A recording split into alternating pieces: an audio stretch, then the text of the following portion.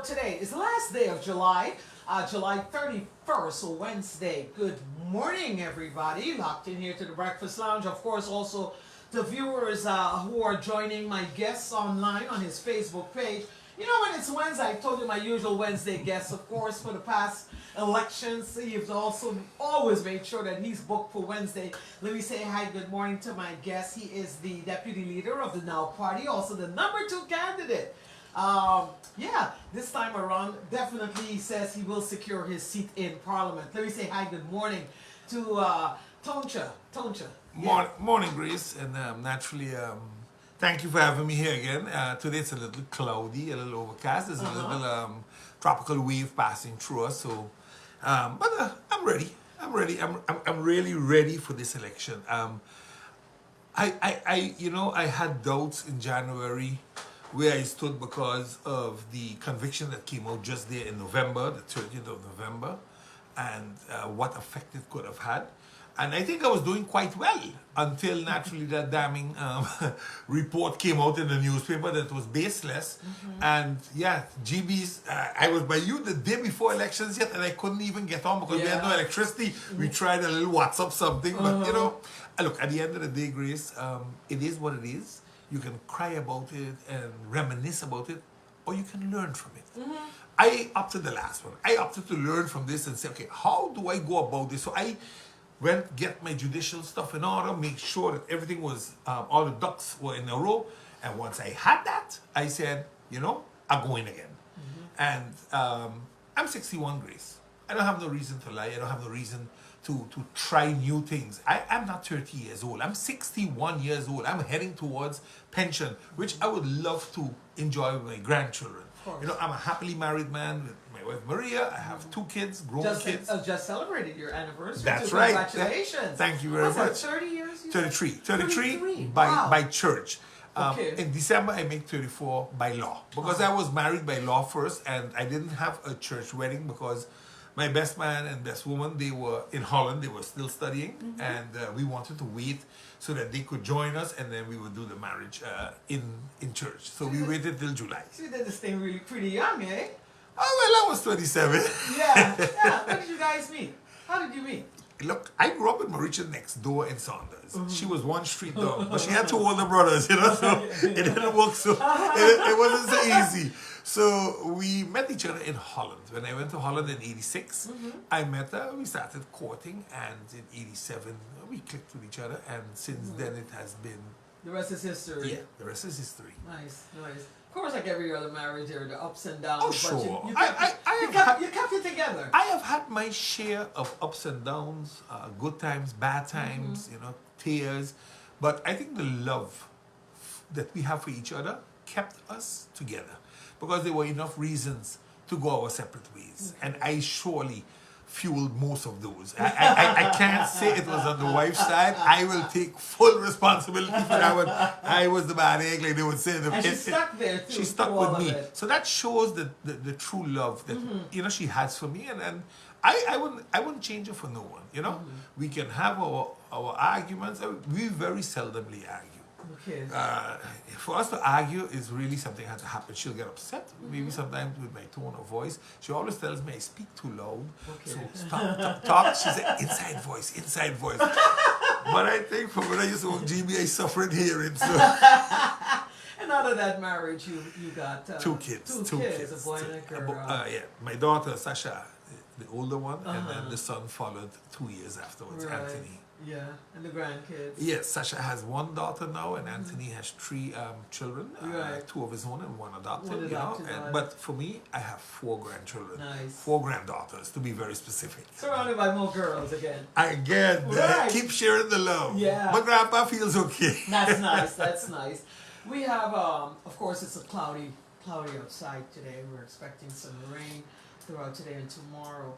But there's also another dark cloud that's hanging over Sint Maarten, and that is about safety and security. Yes. And we see what's happening with recently with the shooting of an artiste that came to Sint Maarten. So I just want to touch on that when we talk about safety of our country. What in that context, what is the response to this? Grace, Sint Maarten is a safe place. yes, we have gun violence. It has increased. I think the chief of police said so too. But this last specific shooting, this is a like a sort of payback between two gangs that are rivals, and they are situated in various islands on the in the Caribbean. Sint Maarten being one. But I don't want to say, oh, Sint Maarten is an unsafe place.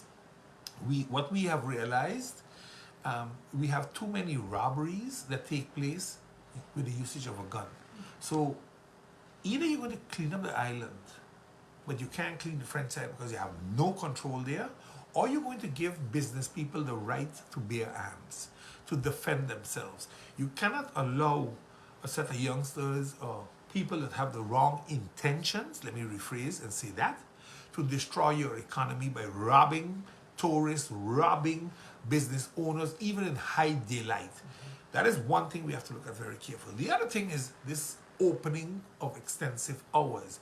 The chief of police said, if you give a business 24 hours to be open, I need 2 shifts to check him.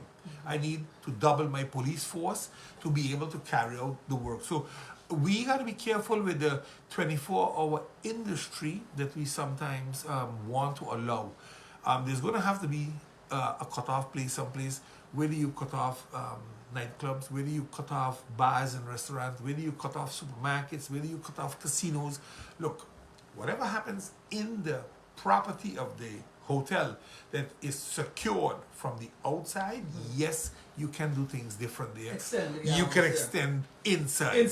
But outside, we have to be careful. And, you know, it might sound harsh. It might say, oh, yeah, but tourists wouldn't like it. Tourists don't like it either when somebody flies in a restaurant or flies up into a casino pointing guns, and sometimes not a little pistol, but machine guns and all those things. Bullets have no eyes, and they are robbing everybody of everything, including the casino's money. So tourists didn't come for that either. And then the damage that is done on Facebook and social media, because everybody wants to put out the breaking news. But this breaking news doesn't stay within the borders of Sint Maarten. It's all over the world. So you have to also understand the damage you do there, and then you put the tourist office in overdrive trying to sell this country as a safe place with friendly people.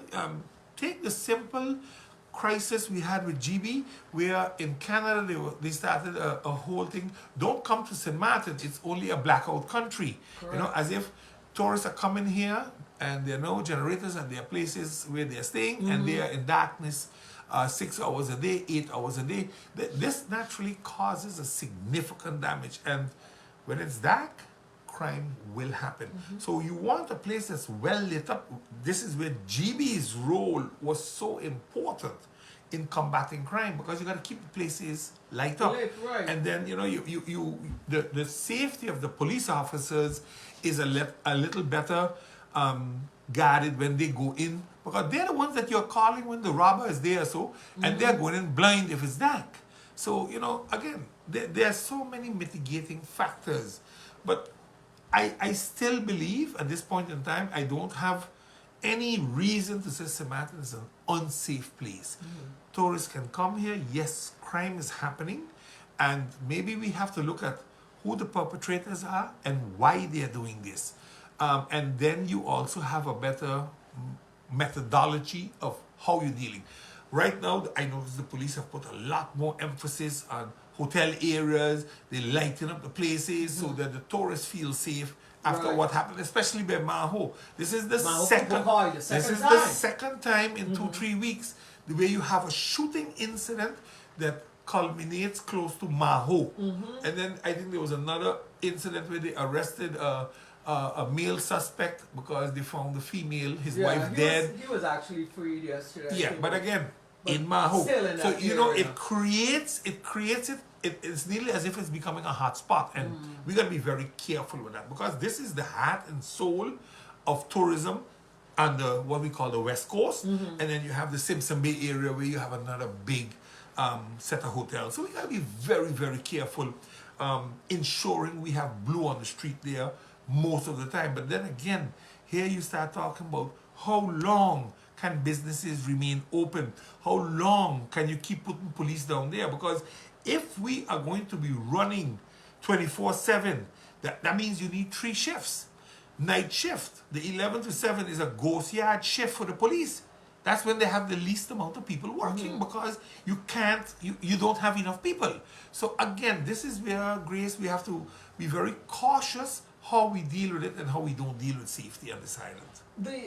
So when the Prime Minister announced that there would be additional reinforcement, rather, of the law enforcement, reinforcement of law officials here on the island, a lot of people threw up their arms and say, hey, what's going on here? We don't need all of this. I was one of them, as a matter of fact, to say, why are we bringing in all of these additional, police officers from Saba Station, Aruba? But now we understand why.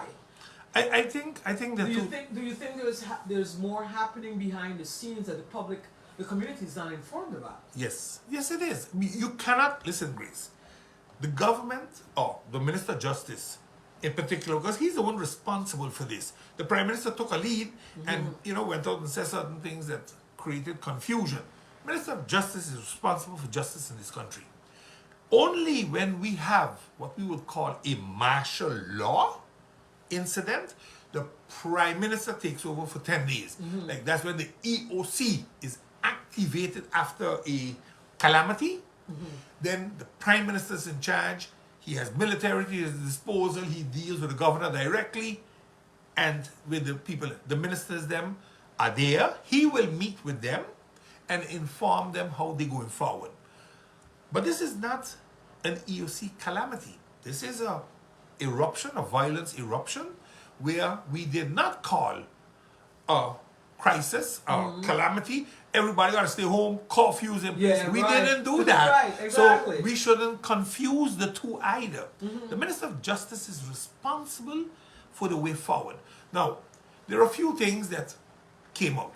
They said we're going to curb all the political meetings and so, and rightfully some of the political parties said, but there is no issue by our rallies. They're shooting in the clubs. So why don't close the clubs?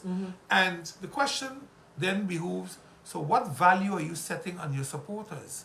You want us to wait till they shoot one to then stop it? Yeah. Or you want to be preventive? Because this whole shibboleth started after the shooting that took the life of someone in Kupkoi. That's when this really started to roll, because everybody was calling and screaming political assassination attempts, and so the chief of police nor the Prime Minister stated that that was so. Correct. And in my opinion, as long as that is not so, then we must take preventive measures. Yes. And one of those measures is no more political meetings, no gathering around the polls. This has nothing to do with people going to vote in fear. Listen, let us not, intimidation is always in the political arena. And I agree, people should be protected of such. If we can't behave at the polls, then there should be nobody at the polls. It is we doing this ourselves. In January, all the big fights, it was the political people doing that. It wasn't people coming from, say, Saba Station coming here to fight. Our own people with t-shirts on, fighting other people.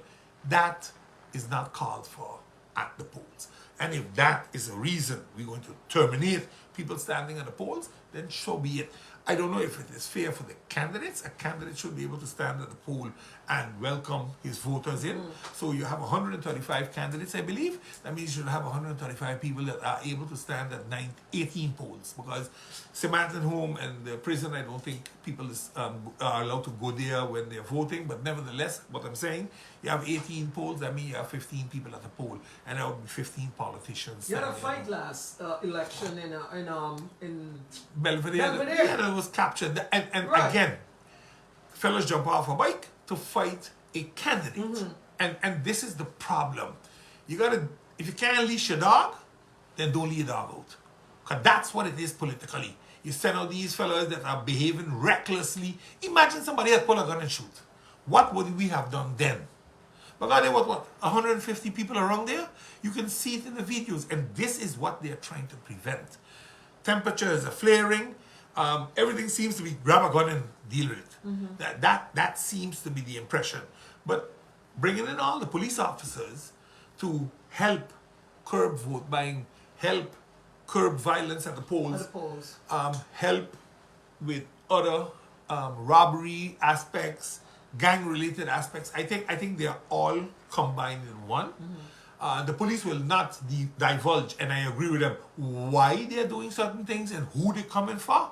But I am sure in the next 2 to 3 weeks, we will see why they were here. I think it's a good move by the government, by the chief of police. He wrote a very serious letter that we have all overlooked. Everybody's arguing with the prime minister how he could do this, or how the justice minister could do it. It is the chief of police that wrote a letter and said, people, I cannot safeguard you all safety.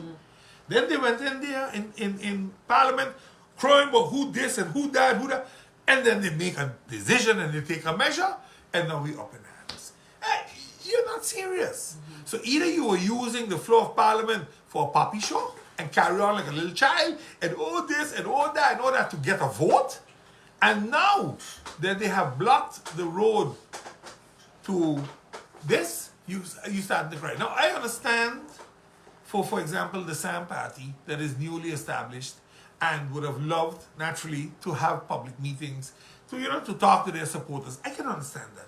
The other two parties are well-established parties. They came out of a 4-year government, the worst government we ever had. So what lie can they sell to their people? Well, hogwash they're going to sell them that they couldn't do in 4 years. Give me one more chance to get it right. The worst thing they did was get it right last time. So now we don't want nothing at all.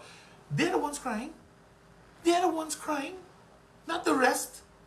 You didn't hear the other 6 parties say a word. 3 parties said something. 6 didn't say nothing. So again, it all depends what your intentions are at the meetings. How genuine are they? So again, if that's the government's decision, I am running a digital campaign. I go to talk shows. I have free Facebook. I can do my things on Facebook like I have done for the past 2 years when I was suspended. And I am still known now. So it can be done.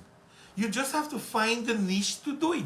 But the country is a safe country. We should not allow a narrative to be created that is not true, because it will hurt our economy.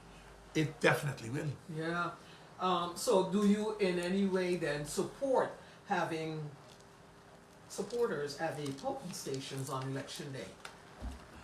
You know, Grace, with all that's going on. No, I personally, Claudius personally, I don't think we should expand it to supporters. Maybe a supporter. Each candidate, Bring one a person. supporter. One Not person. one supporter per poll. Wherever you are as candidate, you can have a supporter with you. So if there are 2 candidates at a poll, then you can have 4 people of that party there. 2 candidates and 2 supporters. It is something you have to be very careful with. Grace, I don't want to put a tie down on it. If they say nobody at the polls, then it's nobody at the polls. If they said the candidates are allowed to be there, then the candidates should be there. But again, for me to tell them, oh, you must do that, no. Justice has information that I, Claudius Anthony Boncampa, don't have. They make decisions to do things to prevent unnecessary violence, unnecessary bloodshed or death. So we have to learn as a society to respect authority. And when they say it's this or it's that, you don't have to agree with it, but you gotta respect it. Because if we don't respect it, then we are constantly in this lawless behavior as a country. Right. And that's what we gotta prevent. Okay. Now, let me just switch it up here a bit, because I want to talk about GP too, but we'll get to that eventually. Some very good news coming out of the crew there at the Vromi. in the yard. You know, let me put it this way to you, Grace. 4 years I have been speaking about the stormwater pumps. It took this minister, Minister Patrice Gums, and I want to give him kudos for allowing, listen carefully what I'm going to tell you, for allowing the Vromi team to fix the pumps. Because the boys were not getting $1 to buy parts to try to fix the pump. They got over 15 vehicles, trucks and all that packed up in the yard for the past 2 years, not operational because they're not giving them money to buy the parts. These were trucks that they brought in on the Carol Dorman back in 2017. Where are these funds supposed to come from? On the budget of government, they have Okay. you know what it costed to fix that pump? Not even 5,000. Wow. Exactly. You just said it. Exactly. But now we have a stormwater pump that was fixed by two mechanics within Vromi, Reggie and Marvin, and Copran and his son. 4 people tackled a pump. They were under the guidance of Miss Danya, Yeah. and they worked and worked. That pump has been running for 2 weeks. Nobody even knew. They pulled it out to weld a crack on a connecting pipe, and it's going back in today. I had the honor to talk to them yesterday and look at the work, and I felt a sigh of relief because, Grace, it means we can take water now from the fresh pond, throw it into the salt pond, and pump it into the channel of the Rolandus Canal back into Great Bay. So no matter how big the waves are, instead of being blocked at the mouth down Great Bay, we can still get water out. This is what it means. For 4 years, the former minister did not find it important enough to fix. So that's how long this pump was Oh, damaged? they're down for 4. After I left, the pumps went down because during my term, we already started ordering new pumps, ABB pumps. Everything was put in place with VNG International. Don't ask me why, because I don't know, and I'm not going to say I know. Do you think the former minister was aware that these pumps weren't functioning? Yes, actually he knew that. He knew that. He knew that. That's why every time they have to run open Great Bay that we don't flood. Oh, He knew that. like He knew that. But he was not proactive. And most probably has to do with his knowledge and ability. He didn't know what to do. And those around him didn't know either. So they were advising him. And don't worry them. Don't worry Public Works. Thank God to Public Works again.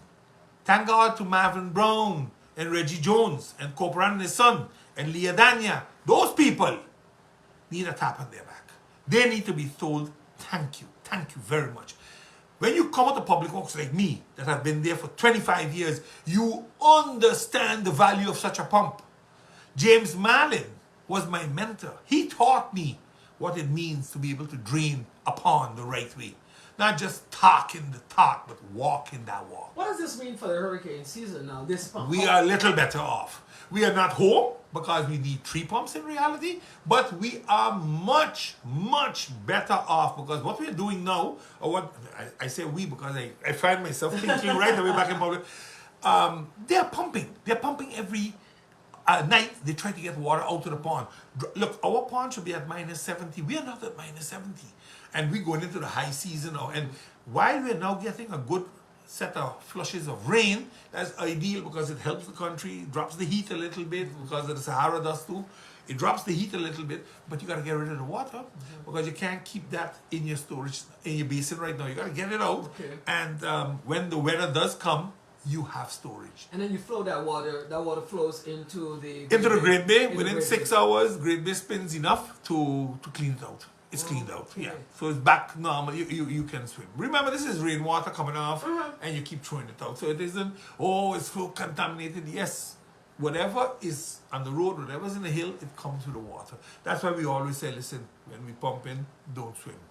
But if you pump 6 in the afternoon to 12 at night, by 6 in the morning, you're good to go. You're clear. You're okay. You're okay. Yes, You're you're clear. okay. We have done it for 30 years, and nobody died.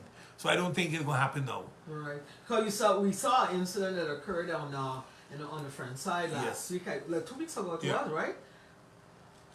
Something similar to that. Not really. What is the difference here? Because how what is their happened system set over up? there, nobody is telling. They're just saying you can't swim. But they didn't say what happened. Because you saw the video of the dirty water. That actually was flowing into water, again, now listen carefully. That's water coming from down Friars Bay. How that affected Orient and Grand Cas, but not Bay Rouge and all them. How that is work. You see, I didn't understand. I want to go there, I stay quiet. Listen, the French side is the French side. They have their rules, they have their regulations. I don't know what was in the water, but I don't want to believe that the runoff in Friars Bay, which was heavy rainwater, so the dam throw the water, then that stop you from swimming 3-4 days in the water, because basically what you're telling us then is there's no circulation there, and that's utter nonsense, because the channel, the Anguilla channel, got a lot of circulation. If you tell me it got into Marigot, and because they got all those steel piles there, that water is, stagnant there, I'll understand that. But don't tell me Grand Cas and Orient Bay, because the water is so damn rough. It's so rough. It's so rough over there that there's enough movement, there's enough current. I was in Grand Cas a week ago, 2 weeks ago, to celebrate my granddaughters, my two granddaughters' party, and we had a beautiful day. And then the wind changed out to the north, and within a half an hour we were full of sargassum. It's to show you the amount of movement of current and water. So no, it doesn't jive. I think something got into the water. Something might have been released by accident. Something got away. I don't know. Right. But you see, it's a good thing you mentioned that also, because you said sargassum, but we're seeing more of the sargassum affecting the northern side of the island more than on our side. Well, it depends. It really depends how the winds are. Remember, the sargassum is coming down. Some is coming off of Africa, some is coming down through the Atlantic. And remember, the northern side of the island is the closest to the Atlantic. And if it grabs the channel, the Anguilla channel, to go down, then it will hit Orient Bay. It will hit Grand Cas. It might even hit the stretch all the way down to Guana Bay from us. Okay. It can come all the way down there. So there are different plants. We are very lucky with Phillipsburg that we will get some sea moss, but not too heavy sargassum. And sea moss is more turn up of the seabed. Okay. When you got ground seas, you'll get some seaweed come up. All right. Let's get to topic that everybody talks about it on a daily basis is the clearing of outstanding debts of the people at GEBE by government covering those costs for the next few months. How do you intend to do that? Grace? It all sounds easy, simple, but it sounds... But if you break it down for us, because we're talking relief here also for the consumers, that we saw that the company actually was hacked, and then after that, then we had this with the engines, and now there's no relief in sight. Yeah. There are a few things, Grace, we have to look at cautiously. Do I support the idea? 100%. But there are a few things you have to look at. Is this for the residents alone, or is this for the business too? And the reason I ask that is the resident can't pay GB, but if the business goes belly up because they got to pay, then the resident who had the job can't buy food either. So you have to look at, where do we go with this exactly? Most importantly would be, how much is this debt? Because it was GB that stated 50% of the people are not paying. Is it that they cannot pay, or they don't want to pay? These are things that we have to look at very carefully, because, Grace, there are always some people, like now, such an idea is thrown out, they're going to stop paying, because they're hoping now that government is going to make this a reality. And so, that's a dangerous part of it. Very dangerous. Very, very dangerous. GB needs to be funded. It means that government has to give that money. The same government that now has to cut 30 million from its existing budget because it was a wishy-washy budget when it was brought in. And in August, we hope to hand in a new amended budget for approval. So the budget for 2025, while being made, can't go no place until the amended budget of 2024 has been approved. That will become the basis of 2025. Well, 25 should be ready by September. By September 1st. Now, I agree that we should make some sort of arrangement to support GB. But is it 10 million we're talking about? Is it 20 million we're talking about? Is it 30 million? What are we talking about? What are we going to commit country Sint Maarten to for the next 5 years or 10 years? What is it? Because if we don't have everything properly, and I agree, We have too many people right now struggling to pay GB. It's only going to get worse because with the diesel engines we're going to run now, fuel costs going to go up again. Again, it's going to go up. And that means the bill is going to get bigger. I just saw the bills coming for, what was it? April, May, June. May, June, yeah. Paid mine yesterday. But guess what? No, mine was May, June. The bills are higher than you were normal. Yeah. Is it consumption? Is it fuel? Because fuel class.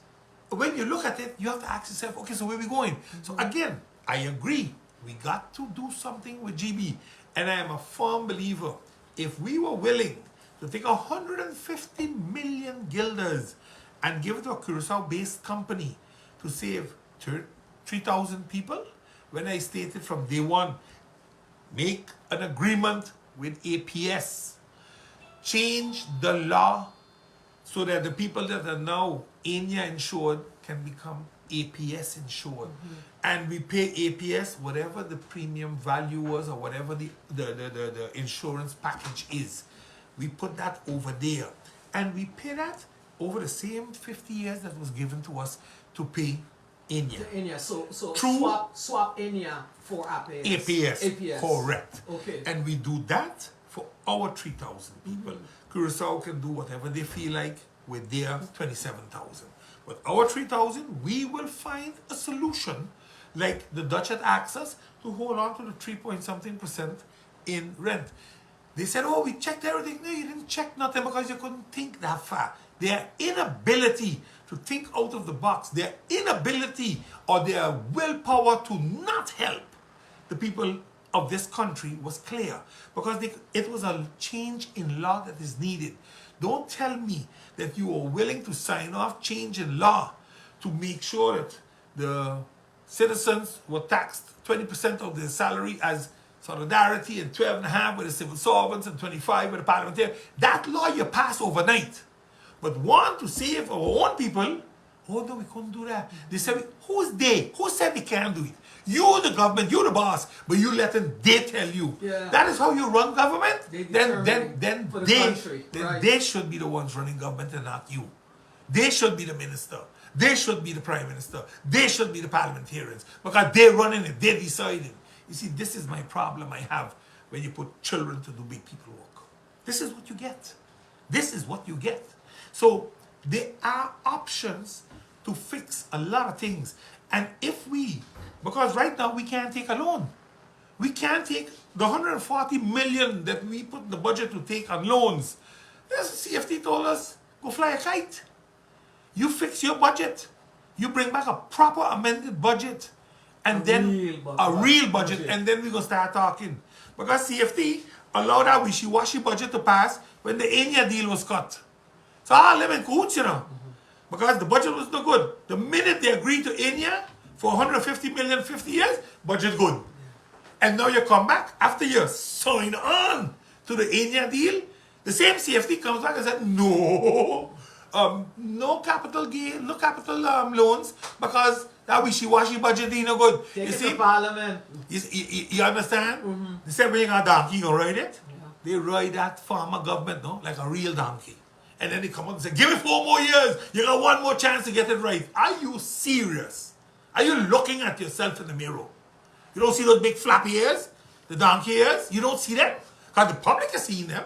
And this is crazy. Well, Curacao thought it was crazy also when they approached them. And they have the majority shareholders. Mind you. Policy holders. Also, like how the fella, they got cojones.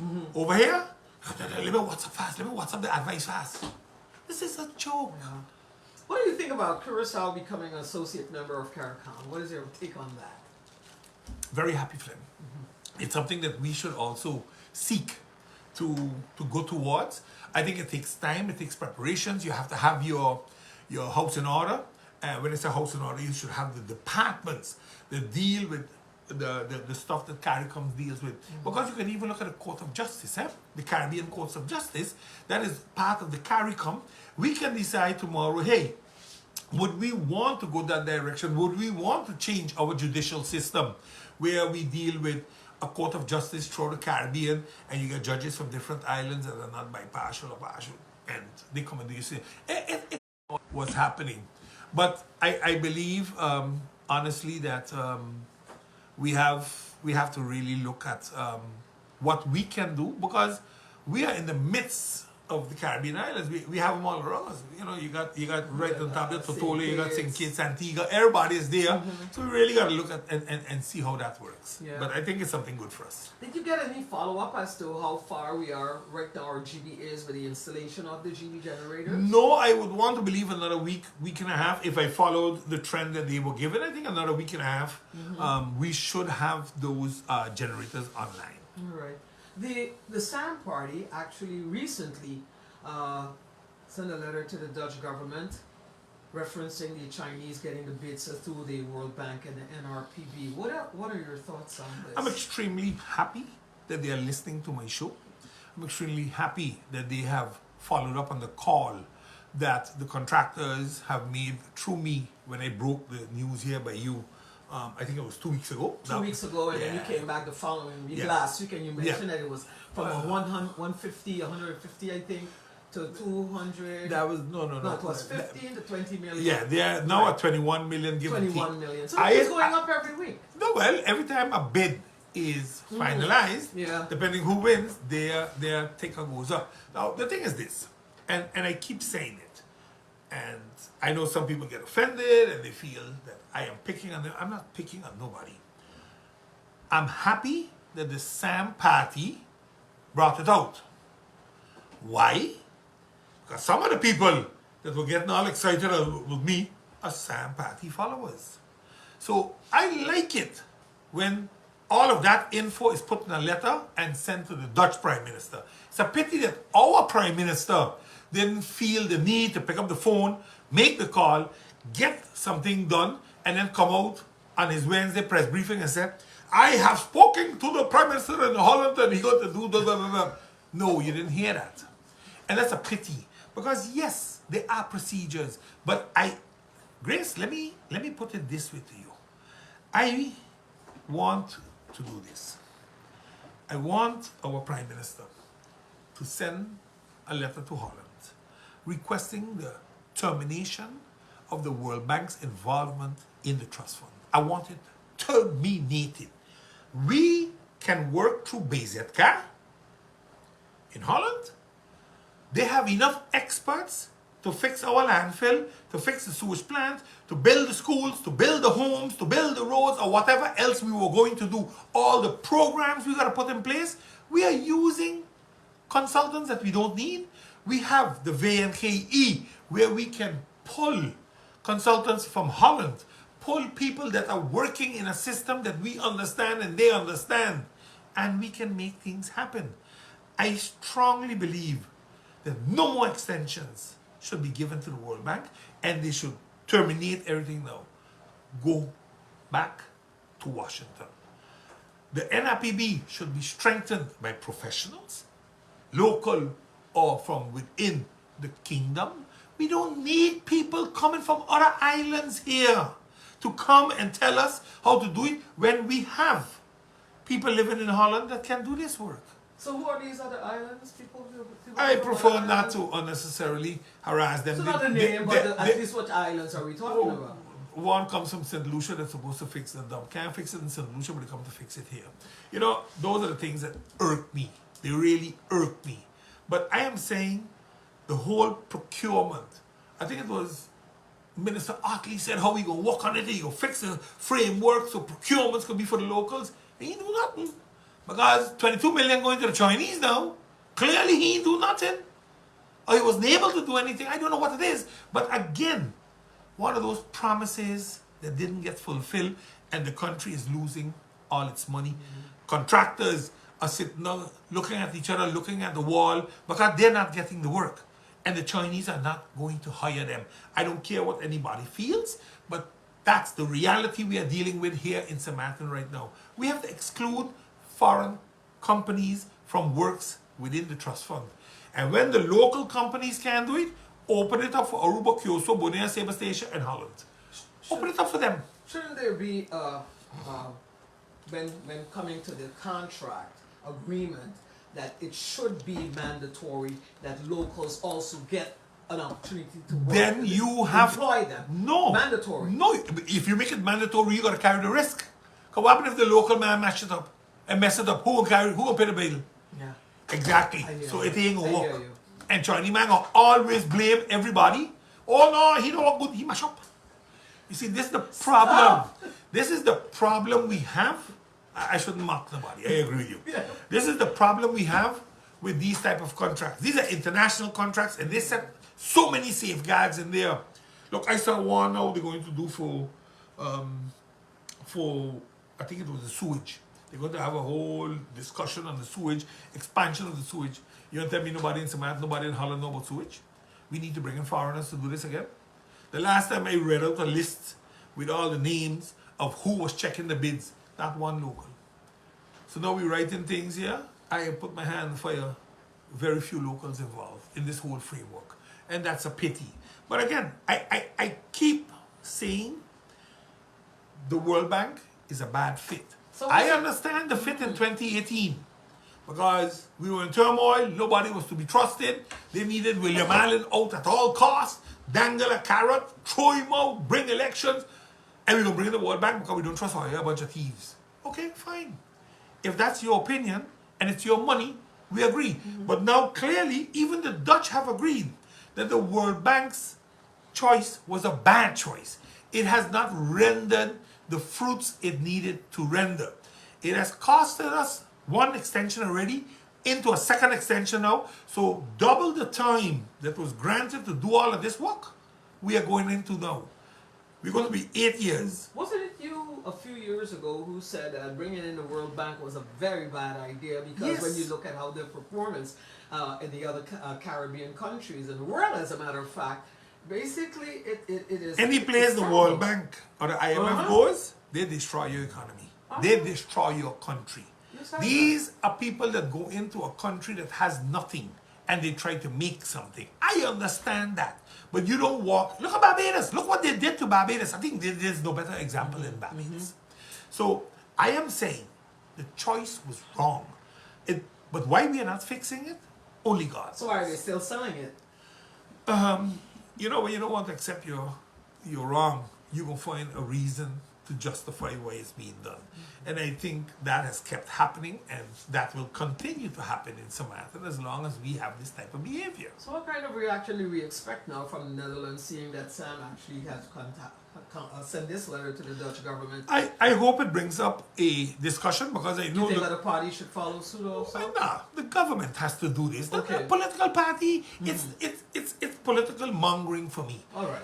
I think the government should take a position. I know the contractors also send the letter to the second chamber in the Netherlands, Staten-Generaal, which means they're going to pick up on it, they're going to deal with it, they're going to call the Prime Minister or the Minister of Kingdom Affairs, they're going to call them to the second chamber and they're going to explain me what's going on. So why isn't the Prime Minister actually reacting? Why is he so silent about this? Like I said, I don't know. I said it 2 weeks ago. I had hoped there would have been a follow-up. I'm thankful and happy that the SAM decided to write a letter. It shows that more people are thinking the same way than only the Now Party. We have rang the bell and now others are getting on board. I'm happy. So the leader of the party has rung the bell in Parliament, are you saying, regarding this issue? Oh, we have spoken about it publicly. We have spoken publicly about it, so well Chris as myself. It is, you know, it's unfortunate that we just continue going along the way with this type of behavior. It's unfortunate. Yeah.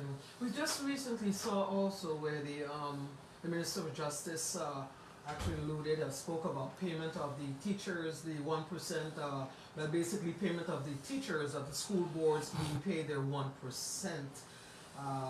that is due to them. Yeah. How do you react to this now? Again, no, I'm Because extremely happy that the Ministry of Education took up a ill-advised something because remember, there was a covenant signed back in December 2023. Election promises, we're going to win the election in January, we're going to fix it. They didn't win the election, they're out of government, but they remained in office until May. They did absolutely nothing to make the budget amendment because this payment to school boards, the teachers of the school boards, was not in the budget. It was not in the amended budget. So you had to amend the budget. Then you had to get a ratification on that, and that happened, I believe it was June 26th or something like that, that they got certain, July 26th, they got certain ratifications done. So that is now going through. The Minister of Education signed, the Minister of Finance now signed, and they're trying to get it through to pay the people their 1%. Because remember, the amended budget is only going to Parliament in June, in August, sorry. So, you know, there are things that they made promises and they never did nothing about it. And they say, yeah, the school boards had to send the numbers, but they sent them, but you did nothing.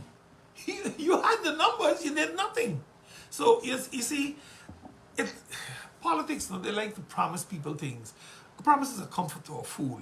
And I'm happy that our Minister, Lyndon Lewis, and the Minister of Finance, Marinka Gums, decided together to solve a problem that needed solving and that the people can get their money. Right. I saw in my area yesterday that the trenches in Ebenezer are currently being cleaned up. Yes. And getting ready for the we have a new Minister of Romy that has taken the bull by the horns, and hopefully the contracts that were tendered years ago but were not won by who the minister wanted to get the work will be given to those that won, so that we can have continuity in what has to be done in the market. Trenches need to be cleaned year round, not only when a hurricane is coming. You know, water falls very fast and blocks up places and floods places in the bat of an eye. You got to be ready for it. You don't have to pull the trees out of the gutter. You have to cut them because the roots keep the sand in place. So you got to make sure that you don't bring dry or exposed dirt, because that means that dirt is going to go down, it's going to go in the pond, it's going to block the mouth. You got to make sure that you cut good or clean good. All right, let's talk about housing. Last week you spoke about housing issue, I think, where you mentioned that one of the members of parliament actually spoke about building 500 houses. Because it keeps popping up every time. Yeah. And look, it's election time. They're really, promising. Is it factual though? It's nonsense. It's utter nonsense. We need to understand, to build homes, you need a few things. One is land, which government don't have. So that means you need a partnership with landowners. There are a lot of landowners in Sint Maarten that would work with government, but they're not going to give it to government. So why is the member of parliament then exposing, basically showing this piece of land there? That In is Foga? Foga. Yeah, that's a joke, because that land was given to the Sint Maarten Housing Foundation. And they tried to pull it back when they were going to remove everybody from the landfill, where they spent $14 million moving people, and build homes to put them in, because that's what the World Bank demanded. I'm going to give you a better home than you were living in. That's one of their safeguards, that people are not socially going behind or financially going behind. They protect them by doing that. But to build 500 homes is a serious program. I can say I can build 1,000 homes tomorrow, but campus full of land, elect me, I can build 1,000 homes. That's a lie. The family can make land available to government under financial agreements. And you pay me over 10 years, or you pay me over 20 years, because there are generations to come. That can work. You can do that maybe with families by Hope Estate, or in Middle Region or Dutch Quarter. You can do that.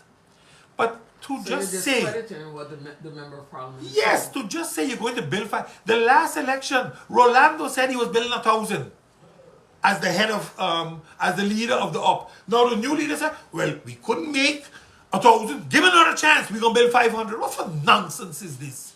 They never believed in waste of energy. Now suddenly everybody talking about waste of energy. LNG this, please. You sat in government for 4 years. You didn't do nothing that's on your billboard. Running your accomplishments. You ain't doing that. Why? Why you ain't running on your accomplishments? Because you ain't got none. Or what you got is a problem. There's no national health insurance. Where is it? Up in smoke someplace. Because it doesn't exist. Taxi drivers, bus drivers, vendors, nobody got insurance. 30% of this island has no health I insurance. know that it's supposed to be a national health insurance. Yeah. Basically. Hey, give them another chance for them to fix it. I got to screw it up the first time. You see, this is the problem, Grace. We want always a chance to do it, but you had a chance. You didn't do it. Who you gonna blame? Who you gonna call?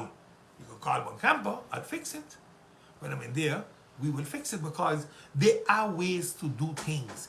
And while I believe the minister had the right intention, he just simply didn't have the savvy to execute it. I think that's where the problem lies. And when you allow everybody to tell you it can't be done, this, no, not this, not that, not, then you gotta just hammer through sometimes and do what you do.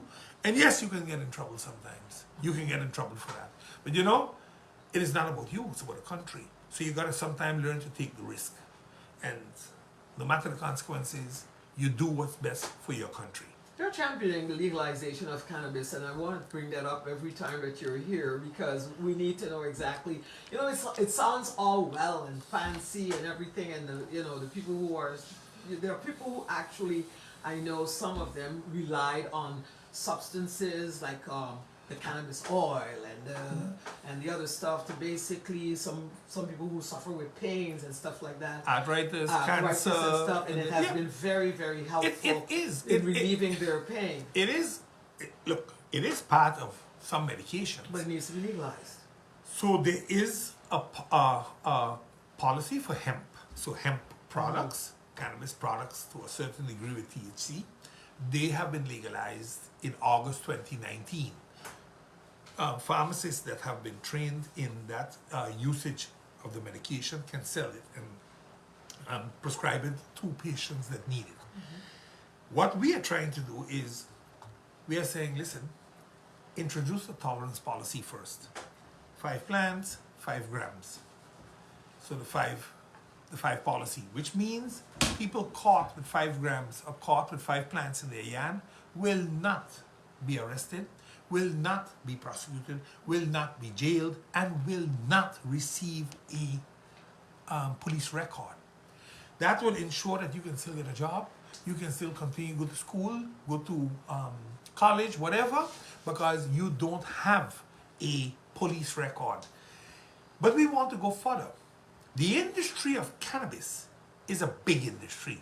It's $1 trillion industry. Not $1 billion, $1 trillion industry. Various islands in the Caribbean have followed up on it. What we said is, let us use the methodology for the tolerance policy as what's being used in Holland. And while that is being worked on, we take what's happening in St. Kitts and in Antigua in the framework of the law for legalization, and we go with it. And naturally, there's this issue of the money. Where does the money go?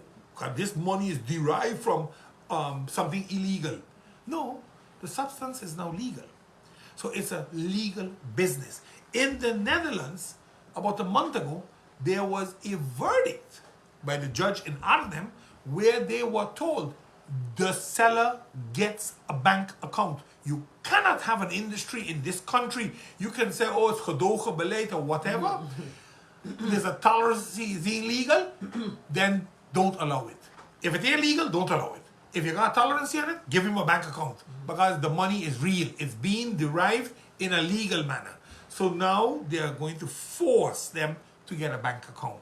So it's a business. Yes. So if it can happen in Holland, it can happen here. Remember, I already said, bring down the Dutch banks, get rid of the central bank, and we go under the Dutch central bank for the next 10 years until we can have our monitoring system, for our monetary system in place. We got people like Eugene Holiday that are more than capable of doing these things. This is what the now is talking about. Look, I keep saying it. We are looking at creating pillars of wealth so that the people of this country will have an opportunity to be wealthy. Not friends and family, just the country. And however we regulate it, you regulate it that it's for the people of this country. No foreigners coming in or coming in through a back door and putting a fellow in front. No, we're going to go through this thing carefully. And if you're caught, we deal with you. Because it is for the people. The fellas on the block, the fellas that growing, the fellas that sitting time in jail for all these things, for them, they can become a businessman. They don't need to rob you no more because they're now making good money, most probably more money than you are making. Because we've got a big population in Sint Maarten that smokes marijuana. Let us not lie about it. We have tourists coming in, they get off the ship, the first thing they're looking for, we're going to get a smoke. Right. I mean, Right. Jesus. I mean, you know, we pretending as if it is not so. It is so. Accept it. We need to accept the world as it is. Not as how we would want it To be. we, Right. you know, we have so many hypocrites in here. It needs to be regulated. That, yes, and that's what I have been asking for the past 4 years. Regulate it for God's sakes. Just regulate it. Stop playing about, oh, we don't have capacity. Oh, yes, we have. Because they are smoking it now already. So when they get sick, where do they go? You put them in some box someplace? No, we don't. They go to the hospital, they get treatment, they go to Turning Point, they get treatment. But once it is regulated, it can be seen as a disease. Just like how alcoholism and cancer are diseases because of smoking and drinking, this can be too. I hope that when you do it, and when we regulate it, it's going to be regulated qua age and usage. Just like alcohol. I think some people are worried though about the fact that, smoking herb, eventually some people will take it to the extent of, that eventually somewhere along the line that they would actually start adding more stuff to it. And Yeah, but Grace, looking for extra high, and then which will lead them to more hallucinations. Yeah, but Grace, exactly. again, if I sell you a bottle of whiskey that's legal, and you decide to throw in some kind of substance in it and drink it, you can't blame the fellow that selling the bottle. When people start to lace the drugs or lace alcohol, you're going to have a problem. And that is something that you must regulate, because that now is a crime. Yeah. That though is a crime. You lace the drugs and sell it, you should go to jail. No ifs and buts about that. Because that can kill people. And if you use it in moderation, I'm a firm believer that, like how they said, 2 glasses of red wine and they don't kill you. No, It helps the heart run better. Yeah. So most probably 2 spiffs a day ain't gonna kill you. Ain't gonna rest your brain, and your body gonna be more relaxed. You're gonna live longer. I don't know. No. Reasons, and again, like we said, we're talking about people who have, chronic pain and stuff like that. But back in the day when I used to smoke, hey guys, yes, I used to. I always used to put me into meditate. And that's one of the reasons why too, that you would sit down and I would just sit down, smoke and meditate and start writing. Yeah, but Grace, I became so creative. For everybody, Creative. it has a different meaning or a different effect. All I'm saying is... And it is not a drug, okay? No, it's a herb. It's a herb. It's a herb. It grows in the wild. It's a herb. Yeah. It isn't something that they chemically enhanced or induced. To all kind of chemicals. Exactly. And Exactly. So, and that's what I keep saying. I didn't ask to legalize cocaine or crack. No, I asked to legalize cannabis, herb, Smoke. plain herb, and hemp, so you can make products from hemp too, and have an industry where people, sole proprietorships, And Bob Marley entrepreneurs. spoke about it and he sang about it too. Look, again, I'm saying we gotta keep things in context when we want to have a discussion. Sometimes we want to take things out of context and look at it from the health or look at it from social. No, look at it in general. Look at it in general. Because I don't hear nobody saying ban alcohol, do this, do that. No, a child should not be smoking. A child's brain expands until 18 or 21, then we set the guidelines on that. And anything below that or outside of the guidelines is illegal. Yeah. And you can be punished. I hear you. I hear you. Now, Mr. Bonkamper, checking on the time. Cool. Bonks. Let's get to the nitty gritty here, because we're 8 days till elections, and of course the countdown is on. And I know there's a lot of heavy campaigning going to be going on in the days leading up to the snap election, which is on the 19th. Here's my question, and I'm asking all the candidates this: why should we vote for you, the number 2 candidate, despite all the experience you have, but in this particular election, why should we vote for Claudius Boncamper? A few things. I tell the truth. I don't have to make up no stories to make you believe in me. I think out of the box. I try to adjust to the situations at hand. I fight for Sint Maarten. I have no other place to go. I don't have another passport. I got one passport. I was born here. I'm going to die here. I'll be buried here. My legacy will be here, not in no other country.